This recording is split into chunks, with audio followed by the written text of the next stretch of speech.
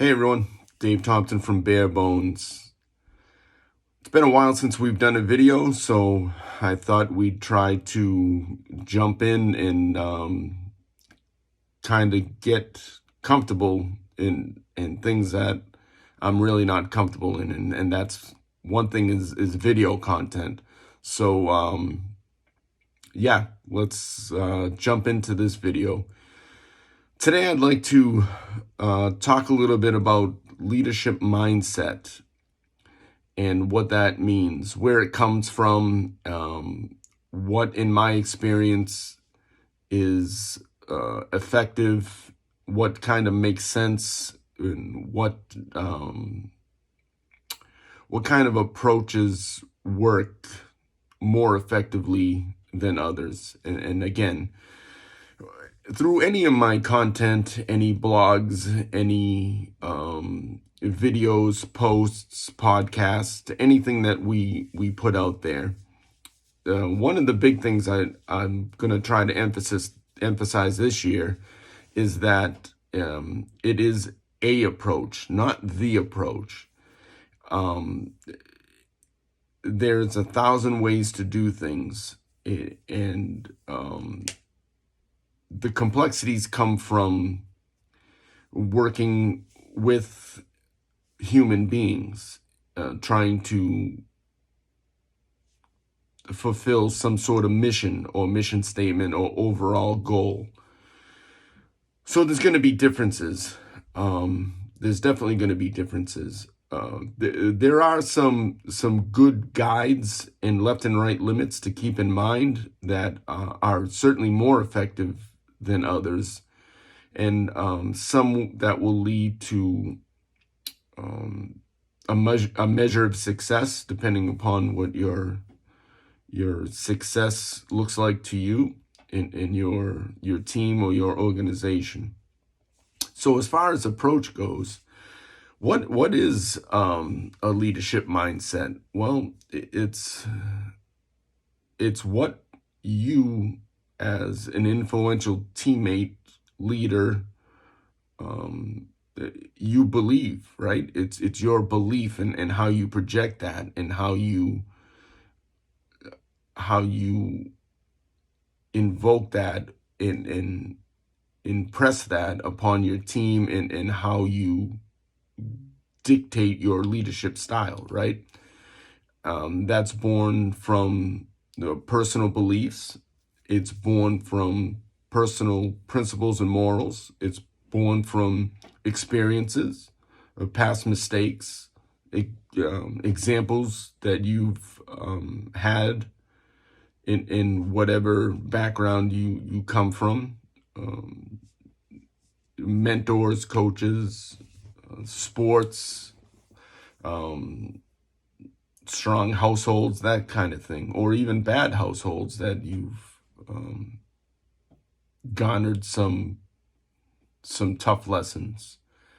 And that's what builds a leadership mindset, an approach to leadership, an approach to how you conduct yourself and how you lead.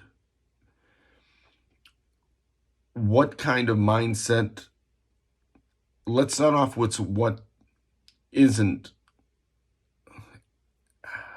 as effective as it could be. And I've had some experience with these type of leaders and continue to do so. And that is the I am going all in because I've looked around and seen the way that things are done, and they're stupid and they're ineffective, and I don't think these things should be done that way. So I'm coming in because I know best. I know the right way, the only way that things are going to get done. And it's going to be my way or the highway. And to steal a quote that I just heard the other day that made me laugh a little bit, we're going forward with this way of doing things, and you're either on board or going to get left behind. And listen, I guess that is an approach, right? And maybe for a very short time, that'll be effective.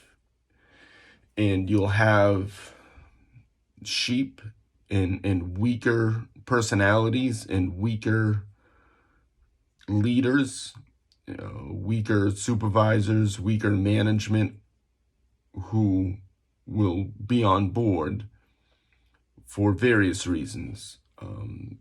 In my experience, usually it's because they're scared, right?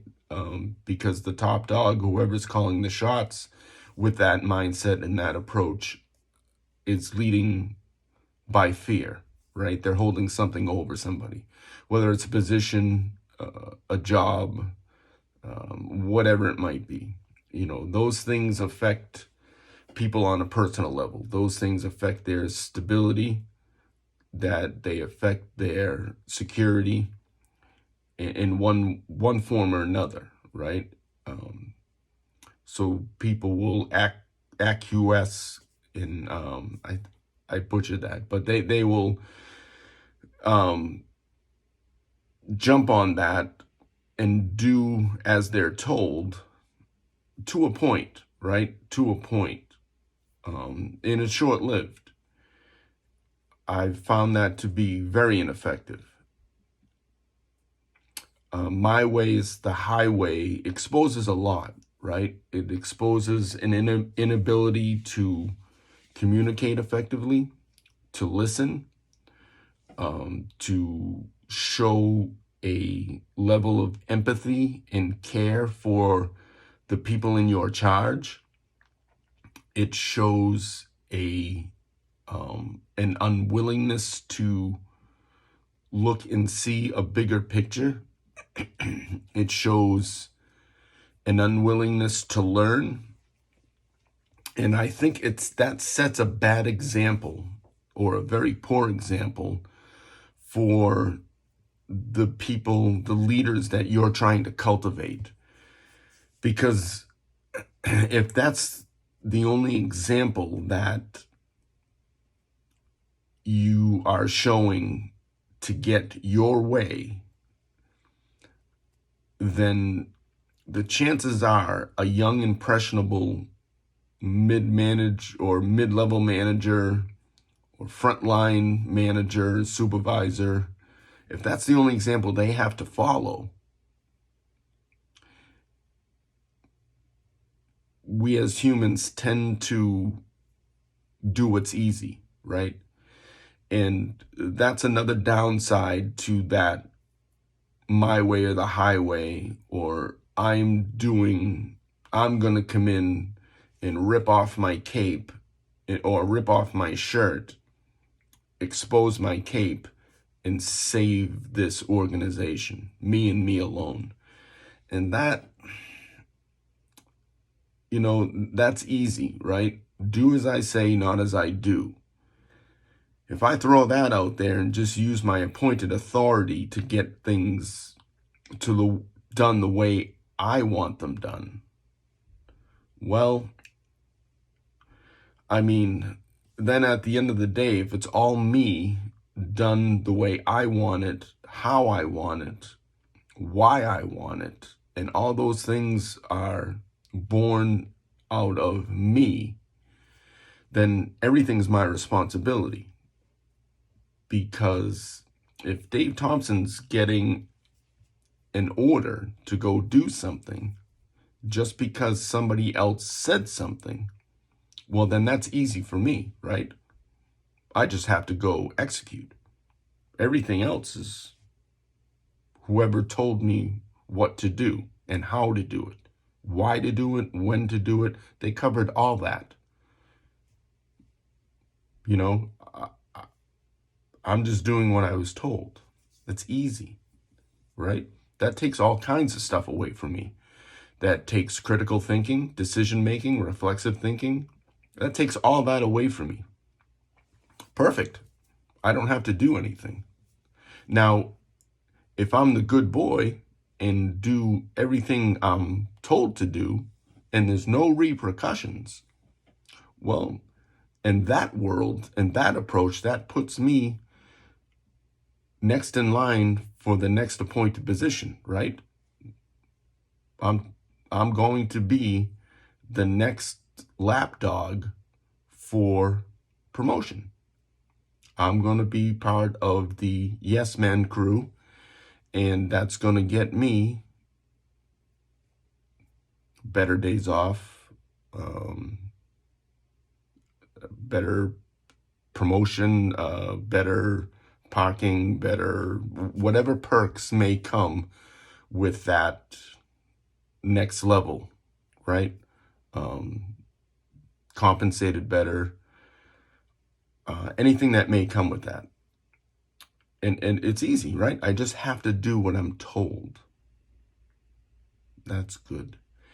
Now, if Dave Thompson's the top dog and I shoulder all that responsibility, what's my recourse if something goes wrong? How am I holding anyone accountable when everything was dictated by me? I communicated nothing but what I wanted done, when I wanted it done, why I wanted it done, and how I wanted it done. If all those are on me, that absolves the people I ordered and dictated to do those things. That absolves them of any responsibility, right? It's not their fault, but now how am I positioning myself if something goes wrong? Am I dumping all of my responsibility on them and holding them accountable for some sort of phantom decisions that they didn't make? I took that away from them. I took all those decisions away from them. I took all thinking away from them. I am cultivating and trying to manufacture human robots, right? Yes, men. It's easy. That's all I have to do because I said so. Get on board or get left behind. No one who wants to get left behind. You know, people have families, they have responsibilities, bills, they have real human family obligations and things that matter that need to get handled. And their avenue to do that is this organization.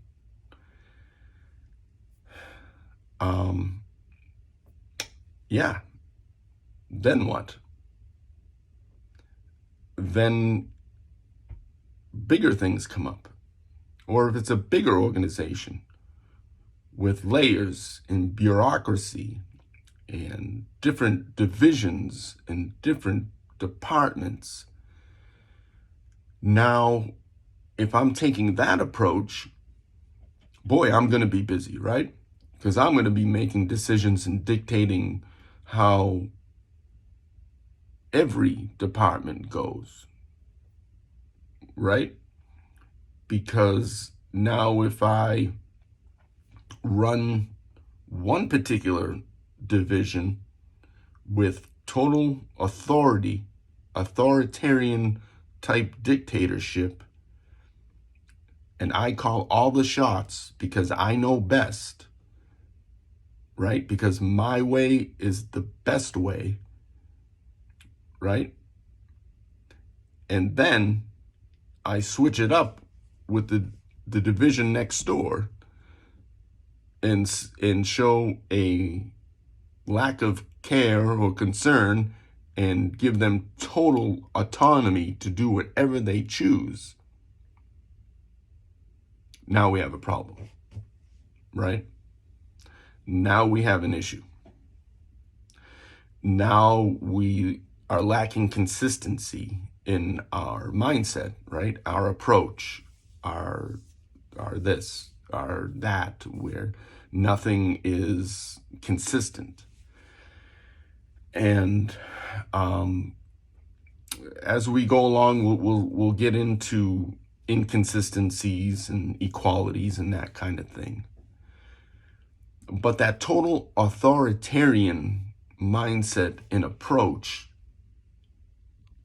exposes quite a bit, right? That exposes quite a bit when it comes to who someone is as a leader, as an influential person, as an influential teammate. Now, the total opposite mindset comes from a belief system of humility, right? Of much less of an ego, much more of a team-oriented type mindset that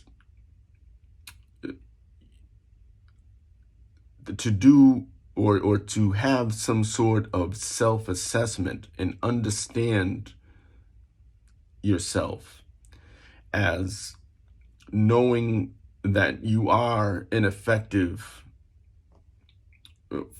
for lack of a better term, a follower, right?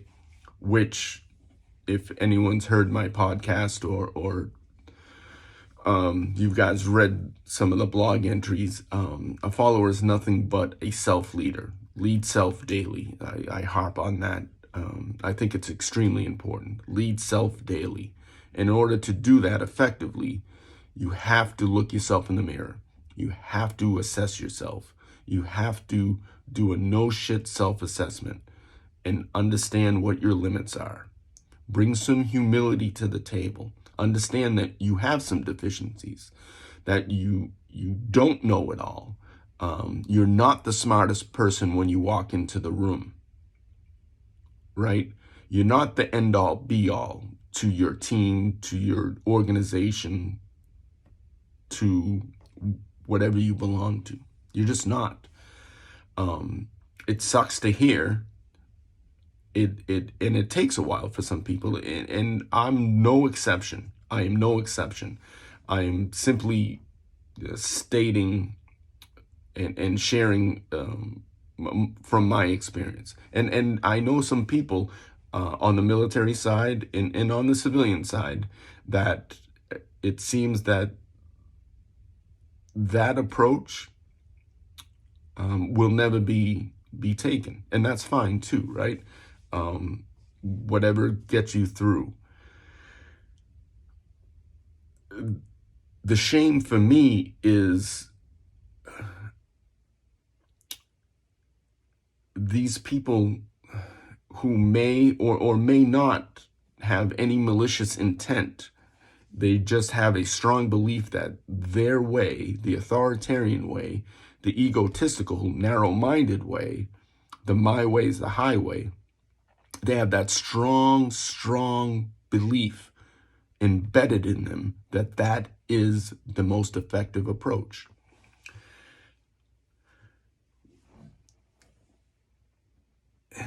A history lesson will teach us that that's just not proven to be true. It's not shown to be true. The humility, again, the open-mindedness to understand that, okay, here I am. I'm in an appointed position now, all right? Hypothetically, Dave Thompson's in an appointed position to lead an organization. I'm not the smartest person in the room. I am not the most technically proficient person in the room. And that's not being, a humble and oh shucks kind of guy. That's just a fact. Like, I can't dispute that. I might have some knowledge, some working knowledge, some operational knowledge of things. For me to go in there and present and project myself as a subject matter expert on everything that makes up a team, technically, operationally, administratively, fundamentally, all those things, is fucking impossible. I find that to be just fucking impossible. To have, and I have the same 24 hours in the day as everyone else. For me to stand in front of people, a group of people, and project myself to know better than somebody who's immersed in in certain areas of a job, an industry, an organization, and project to know just as much or more than them is asinine. And my own personal principles, morals, and pride, you know, we can use pride in a good way or a bad way, but if I put that out there, I'm just putting myself in a position to get humiliated, right? One way or another, humility is going to play a factor. I would rather have a little bit of control of that, right? And go in with some humility rather than be humiliated. Make sense? And I'm sure that's going to happen. That's part of the learning process. But I would really like to try to mitigate that. So that approach of being open-minded, having enough competent, technically proficient people in the right areas, know my people, get to know them right off the rip. If I'm coming in new, I'm going to get to know them. I'm going to see what their, strong points are, maybe what some of the deficiencies are, evaluations, assessments, and that kind of thing, and go from there. And then as we go along, we can certainly all learn from each other, right?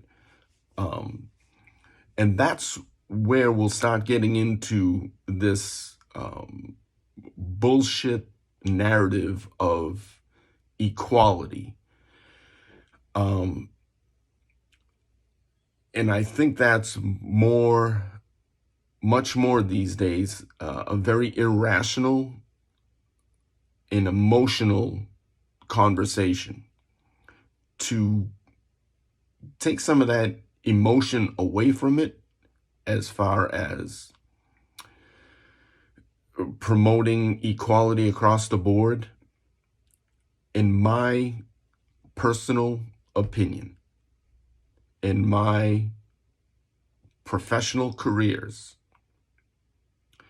the biggest lesson I've learned from it on the subject of equality, in conversations of equality, is this. Myself and anybody listening out there were not born the same at all. Not even a little bit. People were born certainly with more physical capabilities, more comprehension, more adept at different things, right?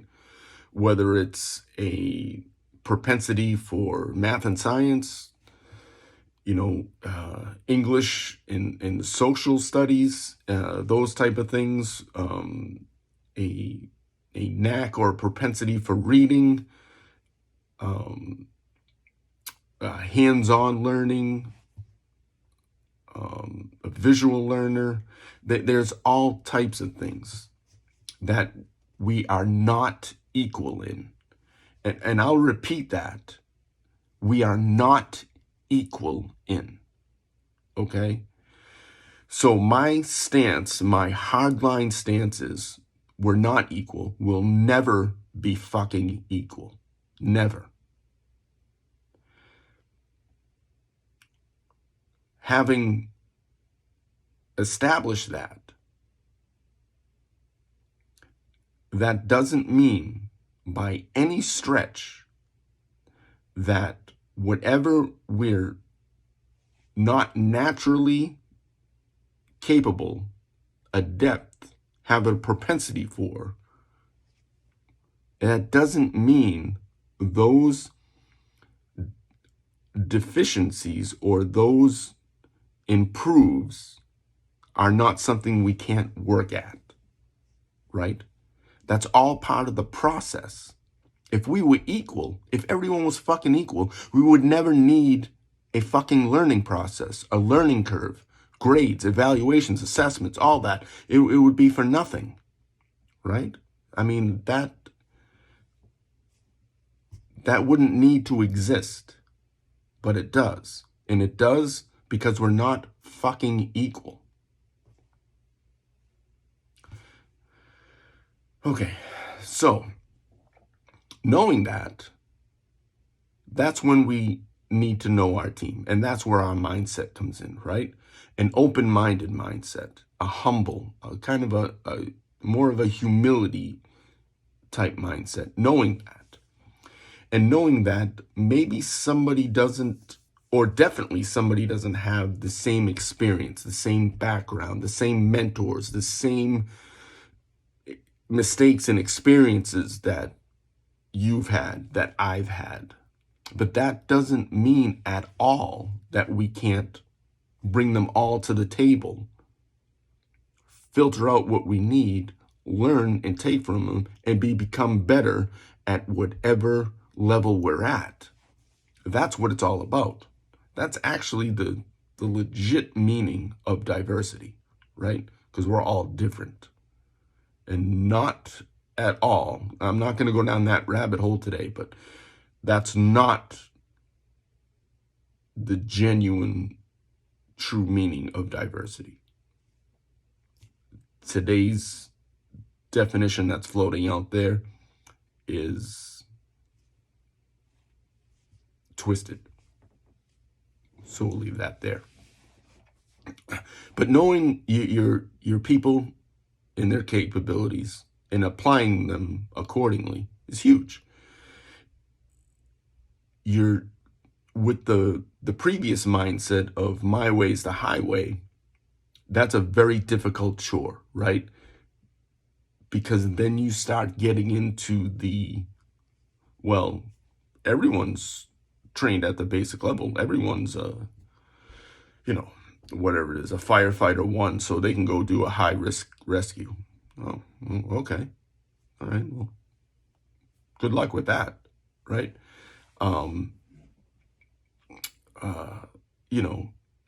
Every police officer out of the academy can go do a, no knock, high risk warrant, right?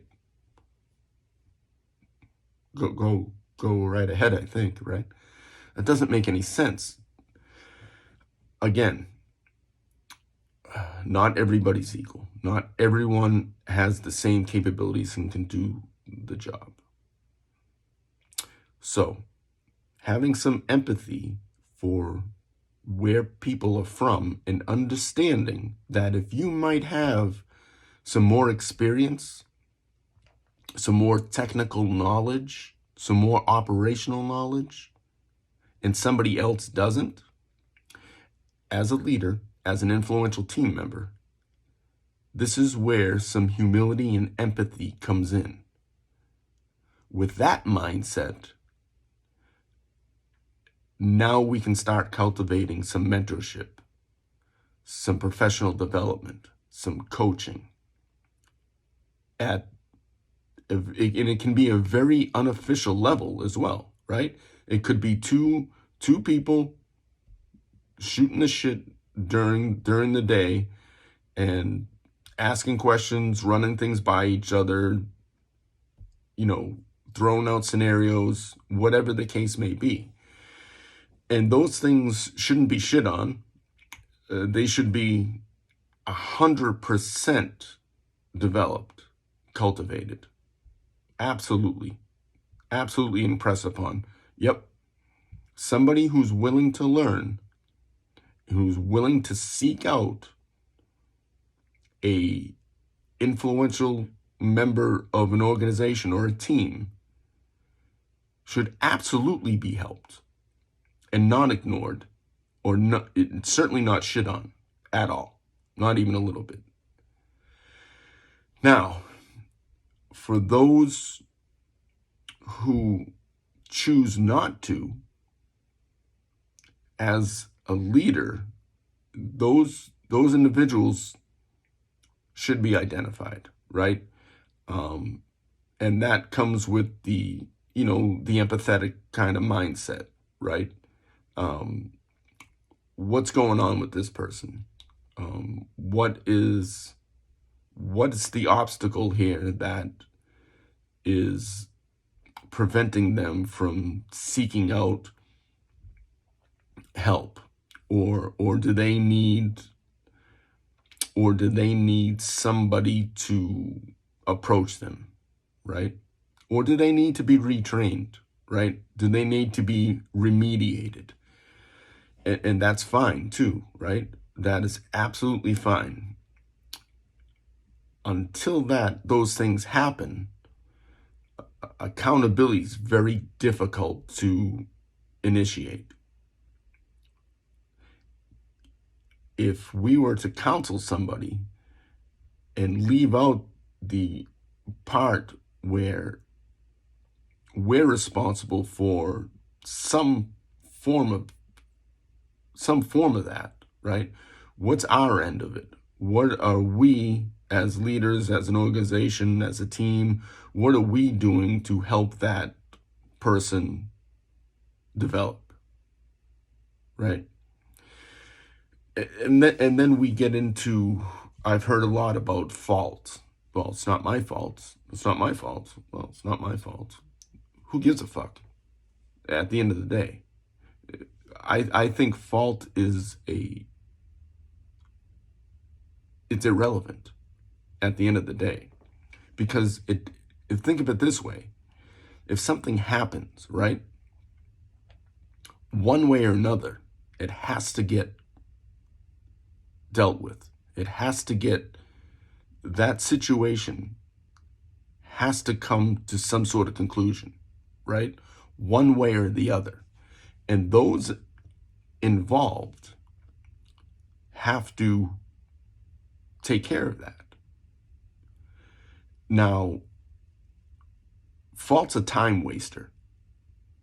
You can spend 10 minutes or 10 fucking hours hashing out fault. It does nothing to resolve the problem. Nothing at all. If we're a part of a situation, on some level, it's our responsibility, one way or another. If we're going to be 100% objective and honest with ourselves, if we're going to assess the situation and our involvement in it on any level, we're responsible, right? If we have no responsibility whatsoever, if we're taking zero responsibility for an issue, right, we have zero responsibility in fixing the issue, right? There's two sides to that. You can't have it both ways. If you have no responsibility to the issue, why are you taking responsibility to fix it, right? That doesn't make any sense. That does not make any sense whatsoever. If you're a part of a team, a part of an organization, and something happens, good, that's excellent. Say everything excels. Everybody benefits, right? Everybody benefits. And now all of a sudden, everybody's responsible for that achievement. That's usually the way it goes, right? You get a citation or an attaboy, a thank you, whatever the case may be. And everyone's, oh, yeah, that's great. That's awesome. That's cool. Yeah, we did it. But as soon as something not so good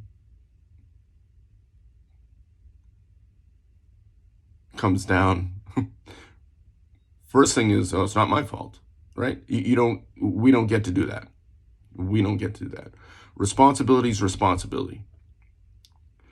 And it should be cultivated. It's all part of developing cohesion, teamwork, and future leaders, future effective leaders, right?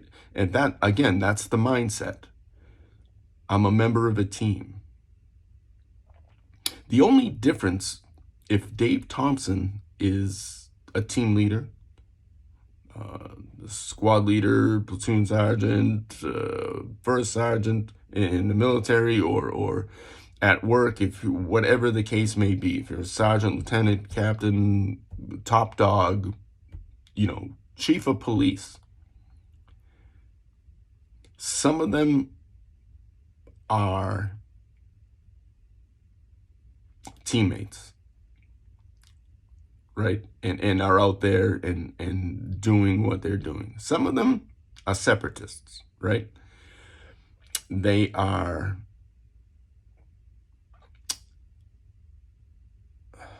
overseers. In my opinion, I'm a team member, right? I am just like anyone else, right? I have my work to do to make that organizational goal happen, right? I'm working just like anyone else. If I'm the top dog, I'm a co-worker of the newest frontline member. That's it. The only difference is I'm going to have to shoulder more responsibility. That's it. It's that, it can be, that approach can be that simple. I think it sounds a lot more complicated, right? The open-minded, more humble approach. I think if the closed-minded, egotistical approach can get complicated pretty damn quick, right? I think it can get complicated pretty damn quick. I think mindset is terribly important. And I think that if it's not cultivated as an individual team member, I think that dealing with people in your charge is going to be more complicated than it really needs to be. And as we've talked about a bunch, leadership is complicated, right? It is, because we're not leading cattle, right? We're not leading sheep and herds. We're leading human beings with complexities, right? The most complex minds on the planet. It's not something that I think the approach of overcomplicating things, right? And it's weird because overcomplicating things with a very singular, narrow mind. It's a weird dichotomy. It's a weird, it sounds twisted. But an open mind will play out to simpler solutions and development.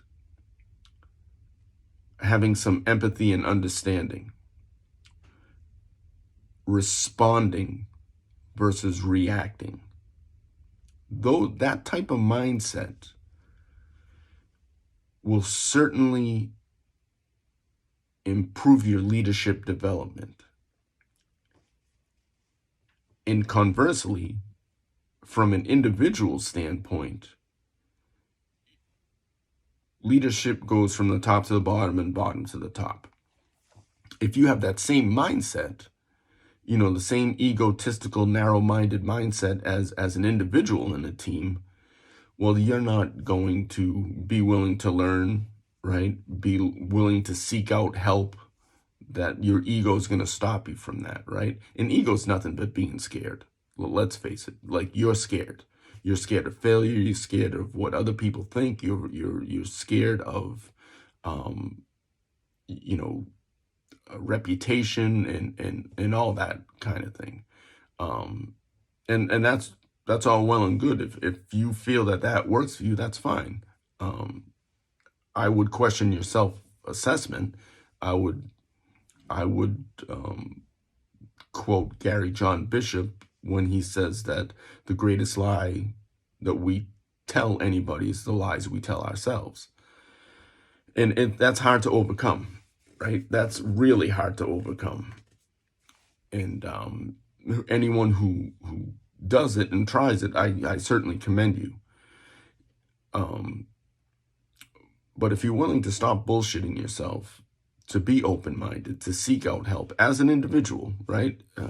To lead yourself daily, you will certainly position yourself when any type of assumed and or appointed leadership roles come to you. And they'll eventually come, right? Cream always rises to the top, one way or another. And it may, something, at the end of the day, it may never be an appointed position. It might just be an assumed role, right? And there's a lot to take out of that, right? There's a lot of pride in that. But it starts with mindset. It starts with having the right mindset. And that leadership mindset that we discussed, the back and forth, the kind of two different ones, that doesn't necessarily hold true when you're holding yourself accountable, right? If you listen to or read and study any of the Stoics, which I highly recommend, right? There's one of the Stoics who profess to hold yourself at a very high standard while having empathy for others, right? If you're holding others to your standard, that'll never work. Again, we're not equal. We're just not equal.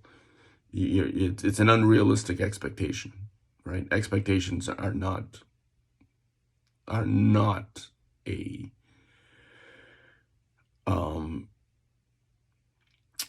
very effective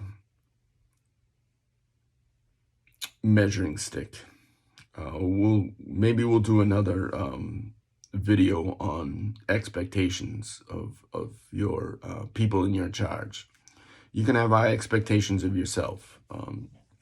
I caution holding people to the same standards you hold yourself to. They're not you. They don't have your strong points. They don't have your weak points. They don't have your experiences, or they don't have the benefit of the mistakes and the lessons that you've had and learned. And they might not have your drive, the same drive, the intangibles that you just cannot instruct in people, right? That kind of self-development has to come on their own. You can be that fire that starts, and hopefully as you progress in your leadership development, you can be that spark for somebody, and then watch that flame grow. But that flame's got to be stoked by themselves, by other people. And to think that you can continually inspire and motivate people is, I think it's a fucking fool's errand, because I think that all comes from within an individual. So yeah. So there's my 2 cents on leadership mindset. If you have any questions, please reach out. I'm on the gram. Comment on this video. Please subscribe. We're trying to get the YouTube up and running this year. That's one of our goals. Check us out on the gram, on Facebook. Check out the podcast, F.I.D.O Talk with Dave Thompson. It's on Spotify, Apple Podcasts. We had a great interview last week with CJ Murphy from TPS, and we have a few more in the pipeline, so look out for that. But I appreciate your time, and again, subscribe, hit the like button, and comment. We will definitely be seeing you guys soon. Thanks for watching.